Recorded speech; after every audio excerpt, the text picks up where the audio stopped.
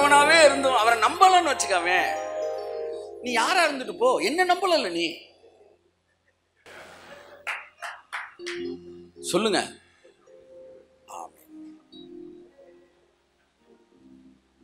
கல்யாணம் முடிக்கிறதுக்கு முன்னாடி உங்க ஒய்ஃப் மேல நீங்க கேர் ரொம்ப எடுப்பீங்களா? முடிச்சதுக்கு அப்புறம் கேர் எடுப்பீங்களா? இது கொஞ்சம் கஷ்டமான கேள்விட்டார். எப்ப ரொம்ப லவ் பண்ணீங்கன்னு கேட்கல, அந்த விஷயம் எனக்கே தெரியும்ல, நான் அதை கேட்கல. எப்ப கேர் எடுப்பீங்கன்னு கேட்கிறேன். எப்ப கேர் எடுப்பீங்க? கல்யாணத்துக்கு அப்புறம். ஏன் சார்? என்ன நம்பி வந்துட்டால சார்? கல்யாணத்துக்கு கூட உங்க அப்பா இருந்தா சார், இப்போ உங்க அப்பனை விட்டு என்ன நம்பி வந்துட்டா சார்? சரி, இப்போ உங்களை நம்பி இருக்கு. வீட்டுக்கு போனால் நீங்கள் டைமுக்கு வந்து நீங்கள் அவள் சாப்பிடாம இருப்பான்னு சாப்பாடு வாங்கி கொண்டு போய் இதெல்லாம் பண்ணுறீங்க. அடுத்து குழந்தை பிறக்குது, சரியா? ஒரு நாள் உங்கள் ஒய்ஃப் வீட்டில் சாப்பிடாமல் இருக்கும்போது நீங்கள் சீக்கிரம் போகணுன்னு நினைக்கிறீங்க. ஒரு நாள் உங்கள் பையன் வீட்டில் சாப்பிடாமல் இருக்கிறான், குழந்தை சீக்கிரம் போகணுன்னு நினைக்கிறேன். ரெண்டில் எது ரொம்ப சீக்கிரம் போகணுன்னு நினைப்பீங்க? பையன். ஏன்? மனைவி சமைச்சுக்குவாயா, ஆனால் அவன் என்னையே நம்பி இருக்கிறான், புரியுதா? அப்போ உங்களுக்கு பாசம் லெவல் கூடிக்கிட்டே போகுது. எதை பேஸ் பண்ணி? யாரெல்லாம் உங்களை அதிகமாக நம்புறாங்களோ, உங்களையே சார்ந்து இருக்கிறாங்களோ, அவங்க மேல உங்களுக்கு அன்பு.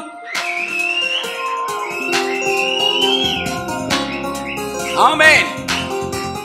சோ கடவுளுக்கு அதான், யாரெல்லாம் அவரை சார்ந்து இருக்கானோ அவனை பார்க்கும்போது பதறுமா, ஐயோ என் பிள்ளை என்ன நம்பி இருக்குண்டா, என் பிள்ளை என்ன நம்பி இருக்குண்டான்னு. அதை புரிஞ்சுக்கங்க. The weakest person in God's presence is the strongest person in this world. அவருடைய பிரசன்னத்தில் எவன் வீக்கா இருக்கிறானோ அவன் இந்த உலகத்திலே ஸ்ட்ராங்கான ஆளாம். அப்ப அவரை நம்புறது தான் சார் இங்க முக்கியம். ஜெபிக்கிறது, உபவாசம், நல்ல குடினானே, இதெல்லாம் அப்புறம் தேவையில்லை நான் சொல்லலை. ஆனா இதன் அடிப்படையிலே அவர்கள் நற்சாட்சிப்படவில்லை, அவர்கள் விசுவாசத்தினாலே நற்சாட்சி பெற்றார்கள். ஆமென்.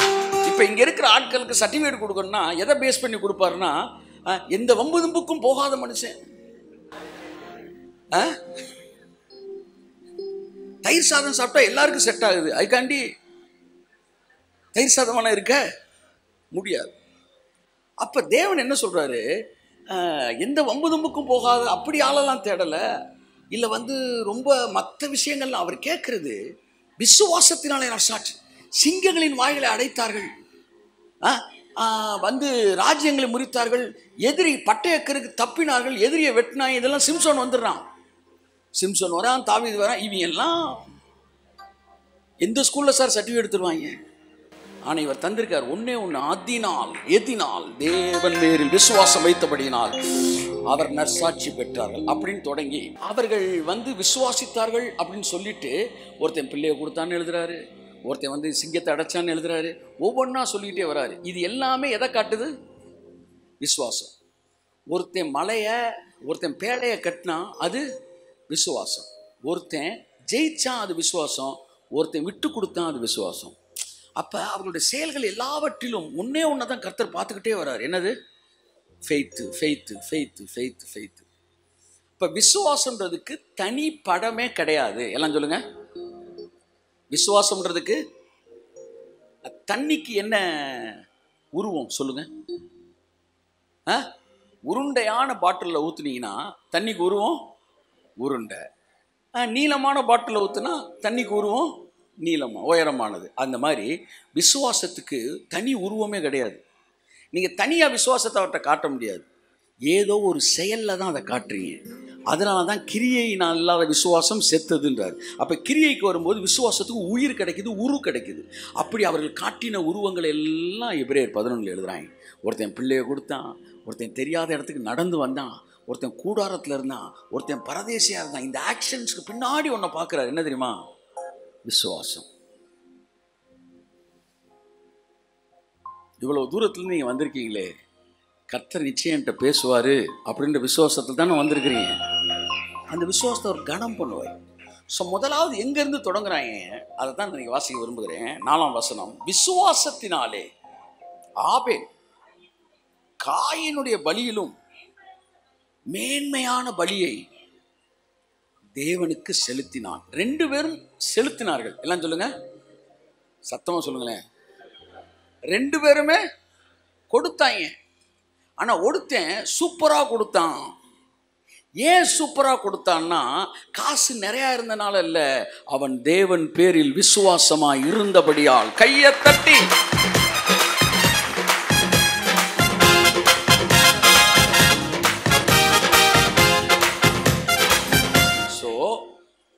ஒருத்தன் கடவுள் மேல எவ்வளவு விசுவாசம் வச்சிருக்கான்றது அவன் தேவனுக்கு எவ்வளவு சிறப்பானதை கொடுக்குறான்றதுல தெரிஞ்சிடும். நான் சிறப்பில்லாததை ஏதோ ஒன்று கொடுத்துட்டு கடவுள் மேல விசுவாசம் பெரிய விசுவாசம் அப்படின்னு நான் சொன்னேன்னா, பீட்டரு ஆனா கையில் இல்லடா matter, James you are playing games, இந்த மாதிரி நீ யூ ஆர் டாக்கிங் ஃபெய்த்து. ஆனா என்னவா தான் இருக்குது செயலில் வந்து. அப்போ வந்து நிறையா கொடுக்கறது இல்லை, பெஸ்ட்டை கொடுக்குறது. பெஸ்ட்டை கொடுக்கறது வேற, நிறையா கொடுக்கறது வேற. கை தட்டுவது ராமே. இப்போ எங்கள் வீட்டில் பாருங்க, என் வீட்டில் வந்து ஒரு பரவாயில்லாத ஒரு போட்ட சட்டை 300 ரூபா சட்டை இருக்குது, ஒரு 150 ரூபாய்க்கு ஒரு பொருள் இருக்குது, 5 ரூபாய்க்கு ஒரு பானை இருக்குது. இப்போ 3ல் வந்து எது பெஸ்ட்டு? 300 ரூபா சட்டை. 300 ரூபா எப்படி பெஸ்ட்டுன்னா, என்கிட்ட இருக்கிறதுல தான்டா பெஸ்ட்டு. புரியுது உங்களுக்கு பெஸ்ட்டுன்னா என்னென்னு? So best means it is not big, it is the best from my pocket, from my life. அப்போ ஒரு மனுஷன் என்னன்னு சொல்லவா, விசுவாசமும் கொடுக்கறதும் ரெண்டுமே ஒன்று தான். ரொம்ப ஃபெய்த் பேசுகிறவங்கள பாருங்களேன், நிறையா கொடுக்குறது பேசுவாங்க. ஃபெய்த்து பேசினானாலே எதை தான் பேசுவாங்க? கிவிங்கை பேசுவாங்க. ஏன் இது மட்டும் சேர்ந்தே வருது? இந்த ஃபெய்த் பேசுகிற பள்ளிகள் மட்டும்தான் கிவிங்கை பேசுகிறாங்க. ஏன் தெரியுமா? ஃபெய்த்தும் கிவிங்கும் ஒன்று. ஃபெய்த் ஹீலிங் பேசலாம், ஃபெய்த் எது வேணாலும் பேசலாம், ஆனால் கிவிங் பேசாமல் ஃபெய்த் பேசவே முடியாது. நமக்கு தெரியாதது இல்லை கணக்கு. விசுவாசம் இல்லாமல் தேவனுக்கு பிரியமாக இருப்பது. ஸோ விசுவாசம் இருந்தால் தேவனுக்கு பிரியமாக இருக்கலாம். ஸோ விசுவாசம் பிரியம். அடுத்து உற்சாகமாய் கொடுக்கிறவனிடத்தில் தேவன் பிரியம். பாருங்க, பிரியத்துக்கு பிரியத்தை என்ன செஞ்சிருங்க? அடிச்சிருங்க.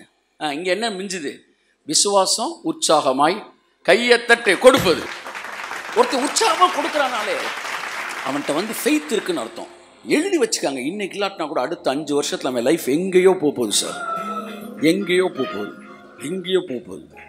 சில விஷயங்கள்லாம் உங்கள்கிட்ட சொல்ல முடியாது, சொன்னேன்னா பெரிய பிரச்சனையாகி போயிடும். நான் கொடுக்கறது தான் சொல்கிறேன். அவ்வளோ கொடுக்குறீங்க அப்புறம் அப்படின்றலாம் கொஸ்டின்லாம் வரும். அப்புறம் எங்கே கொடுக்குறேன், அப்புறம் இந்த விஷயங்கள்லாம் பெரிய இதாகும். அப்போ இப்போ சமீபத்தில் என் வாழ்க்கையில் நான் இதுவரை கொடுக்காத ஒரு விஷயத்தை எடுத்து வைக்க சொன்னார். நான் லட்சங்களில் கொடுத்துருக்கிறேன். இப்போ ஒரு விஷயம் பேசுகிறாரு, I just committed my self. அந்த முடிவு எடுத்தோன்னே மனசு ஃப்ரீ ஆச்சு. நான் என்ன நினச்சிக்கிட்டேனே, அப்படி ஒரு ரூபா என்கிட்ட இல்லைன்னே நான் நினச்சிக்கிட்டேன்.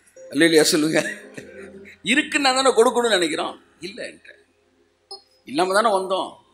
இப்போ உற்சாகமாய் கொடுக்கும்போது அது விசுவாசத்தின் அடையாளமாக இருக்கிறது. நம்பாதவன் கொடுக்க மாட்டான். கொடுக்கலன்னா அவன் நம்பலன்னு அர்த்தம். அப்போ பைபிள் சொல்லுது, ஆபேல் மேன்மையானதை செலுத்தினான். சொல்லுங்க, எல்லாரும் செலுத்துறாங்க, ஆபேல் மேன்மையானதை செலுத்துறாங்க. இந்த கூட்டத்துக்கு மட்டும் பேசலை, உங்கள் லைஃப்பில் இது ஒரு கேரக்டராகவே மாறணுன்றக்கா பேசிட்டு இருக்கிறேன் நான். அப்போ அவன் நீதிமான் என்று சாட்சி பெற்றான். காணிக்கையினால நீதிமான்னு சாட்சி பெற்றிருக்கான். என்ன கொடுமை பாருங்க சார். ஒருத்தர் நல்ல காணிக்கை கொடுத்தானா, தம்பி அப்போ நீதிமான்ப்பா, ஓகே கிளம்பா நீதிமான்ட்டார். என்ன அது, காசு கொடுத்தா நீதிமானாயான்னா? காசு கொடுக்கலடா, அவன் விசுவாசத்தை காட்டியிருக்கிறான். நீங்களும் விசுவாசத்தில் நீதிமான் ஆகிறீங்க, அவனும் விசுவாசத்தில் நீதிமான் ஆயிட்டான்றாரு. புரியுதா உங்களுக்கு? So it's a matter of faith. அந்த ஃபெய்த்து தான் அவர் பார்க்குறாரு, காசை பார்க்கல, ஃபெய்த்து. அதான் 2 காசு கொடுத்த ஒரு அம்மாவை பார்த்து பெஸ்ட்டுன்றாரு. ஏன்னா 100% அது கொடுத்துருக்கு. ஒருத்தர் 1 லட்ச ரூபா கொடுத்துருக்கான், அவன் 1 கோடி ரூபாயில கொடுத்துருக்கான், 100%. இந்த மாதிரி 2 காசு போட்டுருக்கு 100%.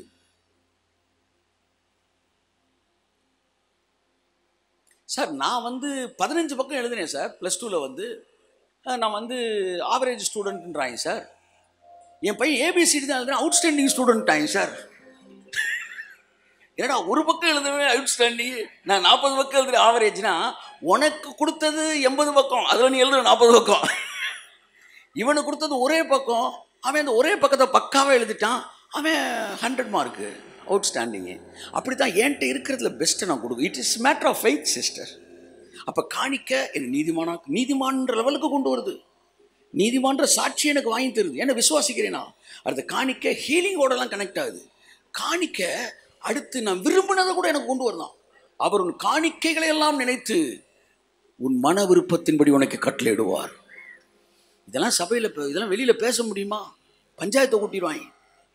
என்னடா காசு காசை பார்க்கல. அவர் எங்கள் லீடர் சொல்லுவார், நீங்கள் நம்புறீங்களோ நம்பலையோ, ஜஸ்ட் நீ என்கிட்ட டைத்து கொடுத்து ஆஃபரிங் கொடுத்துட்டாங்கன்னா அந்த ஆஃபரிங் கொடுத்துட்டு ஜெபிக்கிறான் பார்த்தீங்களா, அவன்கிட்ட அந்த ஆஃபரிங்கை வாங்கினோன்னே எனக்கு டக்குன்னு ஸ்பிரிட் வேர்ல்டு ஓப்பன் ஆகும்.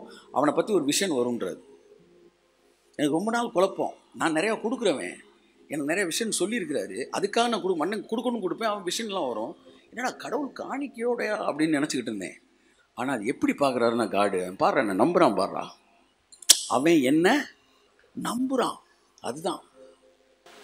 அப்போ இல்லாட்டி என்ன சரி, இல்லாதவன் அதாவது 10 ரூபா தான் இருக்குது அப்படின்னும் போது அது ஒரு விஷயமே இல்லையே. என்ன கொடுக்குற, என் சமூகத்திற்கு வெறுங்கையாய் வராதேன்றார். எதுவுமே இல்லையா? வீட்டில் இருக்கிற 2 முருங்கைக்காயை பறிச்சுட்டு போ. கர்த்தருக்கு வெறுங்கையோட போகக்கூடாது. எந்த கிளவி கூட பாருங்களேன், பேரனை பார்க்குறதுக்கு ஒரு 5 ரூபாய்க்கு பிஸ்கட் பாக்கெட்டாச்சும் வாங்கிட்டு போகுது. புரியுதா உங்களுக்கு சொல்கிறது? புரியுதா? அது ஒன்றே 50,000 ரூபாய்க்கு செல்ஃபோனை வாங்கிட்டு போகுது. லவ்வா எப்படியாச்சும் காட்டணுன்றது. It's matter of faith. இன்றைக்கு ஊழியர்கள் கொடுப்பதை பற்றி பேசுகிறார்கள், கொடுப்பதில்லை. அதனால விசுவாசிகளும் பணக்காரன் ஆகிட்டே இருக்கான். பாஸ்டர் சைக்கிளில் நிப்பாட்டுறாரு ஓரமா, விசுவாசி காரில் இறங்குறான். ஏன்னா அவன் நீங்கள் சொன்னீங்க நாங்கள் செஞ்சோம் சார்.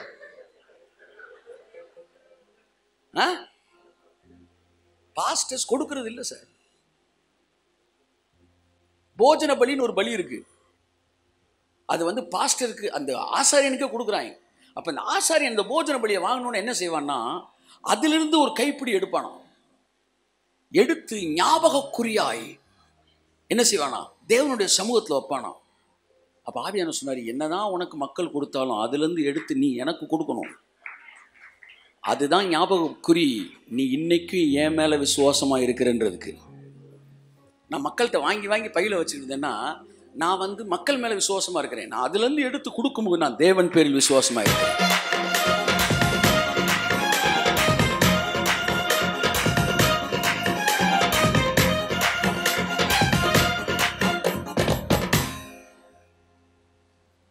பிரைஸ் காட், ஹல்லேலூயா. அடுத்த வசனம் சொல்லுது, ஒருத்தர் சொன்னால் இது பலியை பற்றி சொல்லியிருக்கு சார். சரி, ஃபுல்லாக வாசிங்க சார். அவனுடைய காணிக்கைகளை குறித்து தேவனே சாட்சி கொடுத்து அவன் மரித்தும் இன்றும் பேசுகிறான். ஆமென் சொல்லுவோம். காணிக்கைகள் மரித்தும் பேசுகிறது. ஆமாம். தொற்கால்ன்ற ஒருத்தி, அவன் செத்தப்புறம் அவன் செஞ்ச செயல்கள் ஆமாம் சொல்லி அழுதாங்க. எப்போவுமே நம்ம மரித்தா கூட மரித்தும் அவன் இன்னும் உயிரோடு கூட இருக்கிறான்ற மாதிரி. Okay, may God bless you. கொடுப்பது என்பது it's an anointing, it's a matter of faith. தயவு செய்து கொடுக்க முடியாத இந்த உலகத்தில் எவனுமே கிடையாது.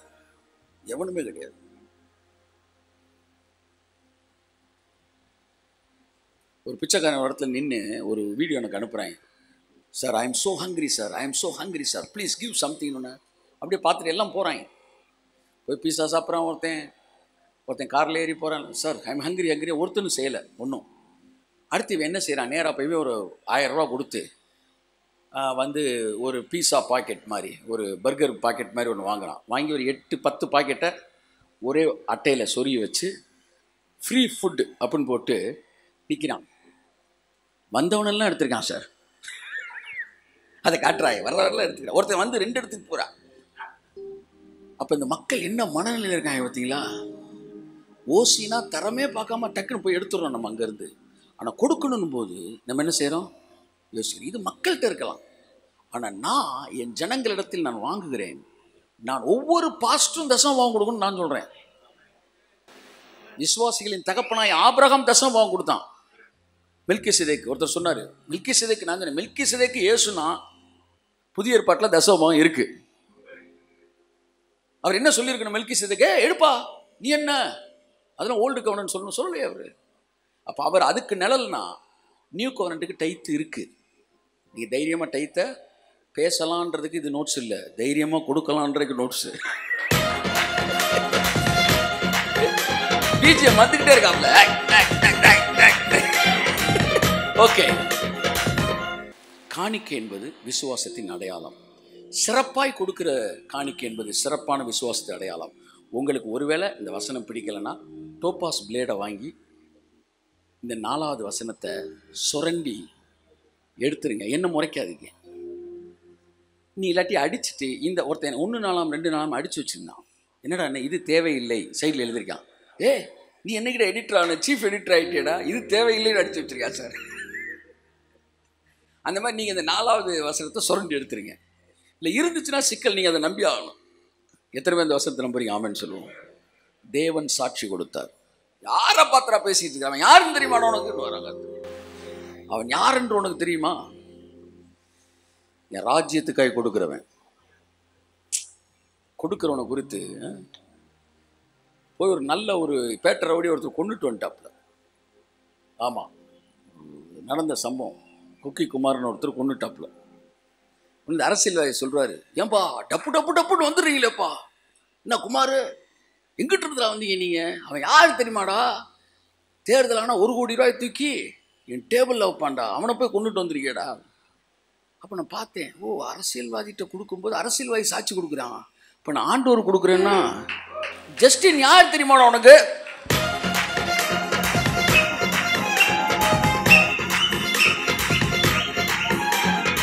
கொடுக்கும்போது அவர் சாட்சி கொடுப்பாரு. அவன் யார் தெரியுமா?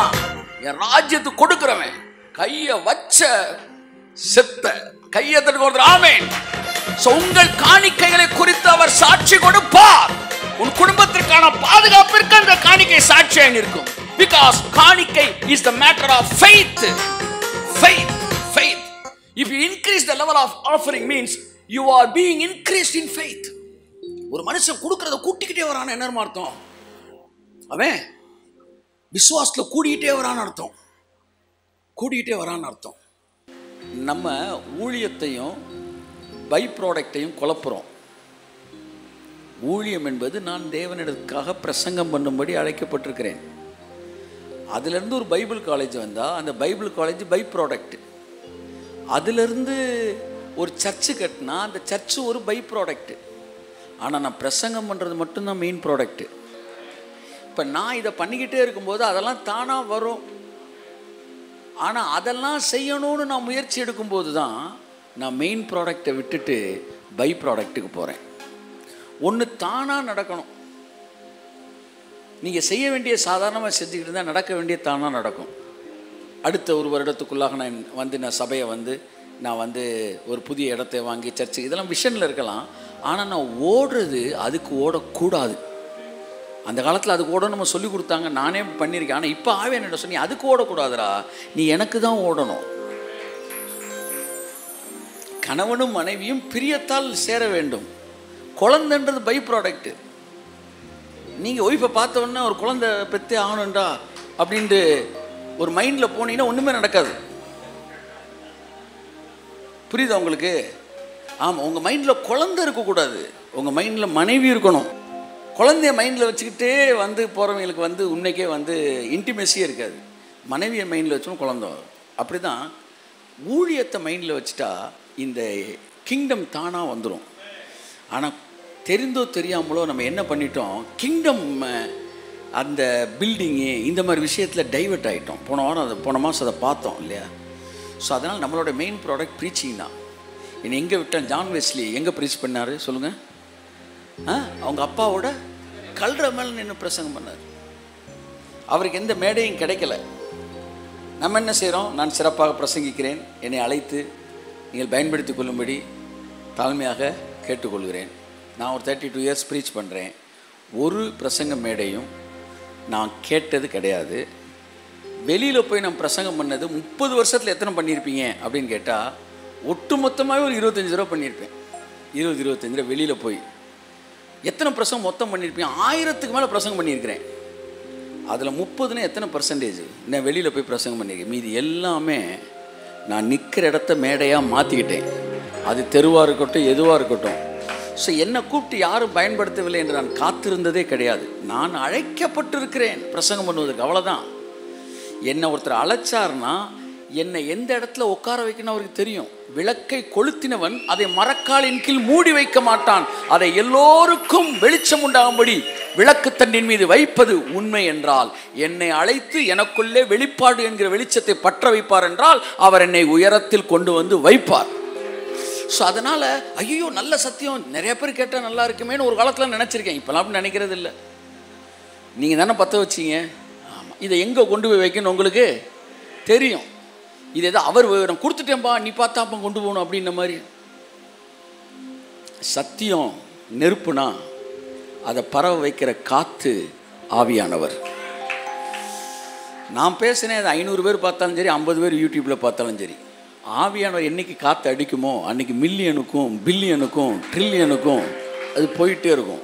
ஸோ ஏன் வேலை பிரசங்கம் பண்ணிக்கிட்டே இருக்க வேண்டியது. அப்படித்தான் இந்த நாட்கள் நம்முடைய மனதிலே வந்து பை ப்ராடக்ட் மீது கவனம் செதறாமல், ஆனால் நம்மளை அறியாமல் யதார்த்தமே வரும். இப்போ நான் கூட 2-3 பேரை பார்த்தப்ப அது முடிஞ்சிருச்சா இது முடிஞ்சிருச்சான்னு கேட்டேன். It's practically. இப்போ இந்த நாங்கள் பேசிட்டு இருக்கும்போது பைபிள் காலேஜை பற்றி பேசணும். ஆனால் ஒன்று நாங்கள் மறந்துடக்கூடாது, எல்லாருமே இவைகளெல்லாம் தானாய் விளைவது. அவைகளுக்காக சிலர் பார்த்தீங்கன்னா அந்த ஒரு சர்ச்சு கட்டுறதுக்குன்னே முழு எஃபர்ட்டை கொடுத்து அந்த முன்னாடி ஒரு ஷெட்டு போட போகிறோம் இல்லை இந்த மாதிரி ஒரு சாதாரண விஷயத்துக்கு ரொம்ப எஃபர்ட் இருக்கும். நான் சொல்கிறேன், ஒன்று கஷ்டமாக இருந்தால் அதை விட்டுருங்கன்றேன். இப்போ நான் பாஸ்டர் பேசிகிட்டு இருக்கும்போது ஆமாம் அது இனிமேல் பண்ணணும், ரைட். நான் அடிக்கடி சொல்லுவேன், முடிஞ்சால் பண்ணுறேன், முடியாட்டி விட்டுறேன். அதுக்காண்டி லோன் கடனை வாங்கி நான் செய்ய முடியும். அப்போ அழைத்தவர் அதை சந்திப்பார். அந்த லாக்லேருந்து ரிலீஸ் ஆகிடுங்க. ரிலீஸ் ஆகிட்டிங்களா? ஃப்ரீ ஆகிட்டிங்களா? ஆமாம், இதெல்லாம் வந்து ஐ ஹாவ் டு ஃபினிஷ்ன்றது வெளியே வாங்க. இதெல்லாம் ஹீ ஹாஸ் டு ஃபினிஷ். அதெல்லாம் அவர் செய்யணும். பிரசங்கம் மட்டும்தான் நான் செய்யணும். ஆமாம், என் பிரசங்கத்தை எவ்வளோ பேர் கொண்டு போன்றது அவர் செய்யணும். பிரசங்கம் மட்டும் நான் பண்ணணும், நான் பண்ணுறேனே எப்படி இருக்குன்றது அவர் செய்யணும். ஸோ இன்றைக்கி பாஸ்டர்ஸ் நிறைய 195 பேர் இன்க்ளூடிங் மீ. எனக்கும் இப்போ பெரிய விஷயம் எல்லாருக்குமே என்னென்னா, நம்ம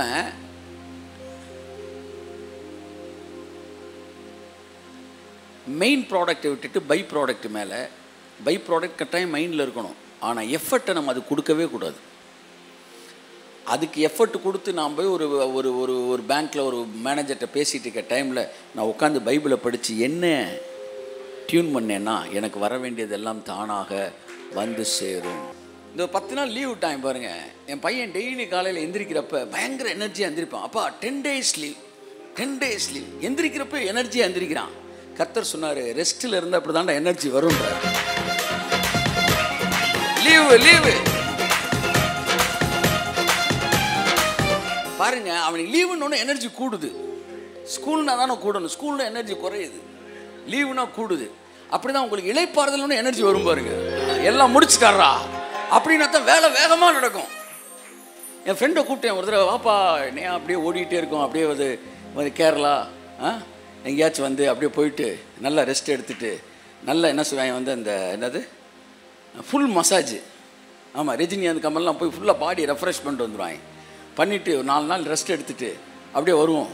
அப்படின்னு உடனே டயம்பாமை கட்டி விட்டான்டான்ட்டு அவன் பையன் மெடிக்கல் காலேஜ் படிச்சுக்கிட்டு இருக்கிறான். நம்ம பையனும் படிக்க வேண்டியதுதான். நான் நின்று வெடிச்சிருன்றான். அப்படியா நீ இப்படி ஓடிக்கிட்டு இருக்கிறியா? சரி ஓகே. இப்போ நான் சொன்னேன், ஒன்று தெரிஞ்சுக்க, கர்த்தர் ஓய்வு நாளை ஆசீர்வதித்து என்ன செஞ்சாராம்? ஓய்வு நாளை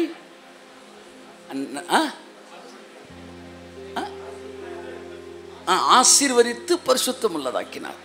இப்போ நான் சொன்னேன், பாரு ஆசீர்வாதம் எங்கே தெரியுமா வரும்? எவன் ஓய்வு எடுக்கிறானோ அவனுக்கு தாண்டா வரும்னு.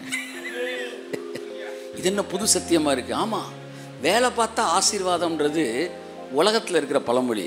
ஓய்வு எடுத்த ஆசீர்வாதம்ன்றது தான் புதிய உடன்படிக்கை. ஆமென். உங்கள் மைண்டை ரெஸ்ட்டுக்குள்ளே கொண்டு வாங்க. முடிஞ்சால் பண்ணுவோம், முடியாட்டி விட்டுருவோம். அந்த இடத்துக்கு வாங்கலேன், தயவுசெய்து வாங்க சார். நீ முடியாட்டி விட்டுருவோம், முடிஞ்சால் பண்ணுவோண்டா அப்படின்னு நினைங்களேன், முடிஞ்சிடும். அது எப்படியாச்சும் முடிக்கணும்னு நினைப்பீங்க பார்த்தீங்களா? கடைசியில் பில்டிங் இருக்கும், நம்ம இருக்க மாட்டோம். இந்த நல்ல நாளிலே இவ்வளவு பெரிய ஒரு ராஜ்யத்தை கட்டின அவர் இன்று நம்மோடு கூட அப்படின்னு சார். எனக்கு பில்டிங் இல்லாட்டி பரவாயில்ல, நான் இருக்கணும். கர்த்தர் சொன்ன ஆலயம் என்னடா ஆலயம், நீ தாண்டா எனக்கு